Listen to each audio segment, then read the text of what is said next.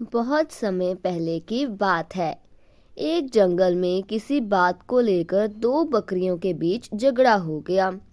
इस झगड़े को वहां से गुजर रहा एक साधु देख रहा था। देखते ही देखते दो बकरियों में झगड़ा इतना बढ़ गया कि दोनों आपस में लड़ने लगी। उसी समय वहां से एक सियार भी गुजरा। वह बहुत भूखा था। जब उसने दोनों बकरियों को झगड़ते देखा तो उसके मुंह में पानी आ गया।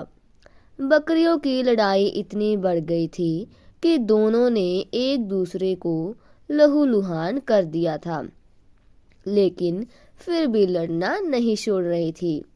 दोनों बकरियों के शरीर खून निकलने लगा था। भूखे सियार ने जब जमीन पर फैले खून की तरफ देखा तो उसे चाटने लगा और धीरे धीरे उनके करीब जाने लगा। उसकी भूख और ज्यादा बढ़ गई थी। उसके मन में आया कि क्यों ना दोनों बकरियों को मारकर अपनी भूख मिटाई जाए। वही दूर खड़ा साधु यह सब देख रहा था। जब उसने सियार को दोनों बकरियों के बीच जाते हुए देखा तो सोचा कि अगर सियार इन दोनों बकरियों के और करीब गया तो उसे चोट लग सकती है, यहाँ तक कि उसकी जान भी जा सकती है। साधु अभी यह सोच ही रहा था कि सियार दोनों बकरियों के बीच पहुंच गया।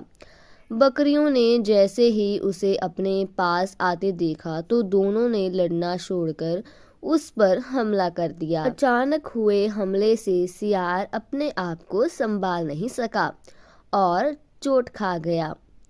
वह किसी तरह से अपनी जान बचाकर वहां से भागा।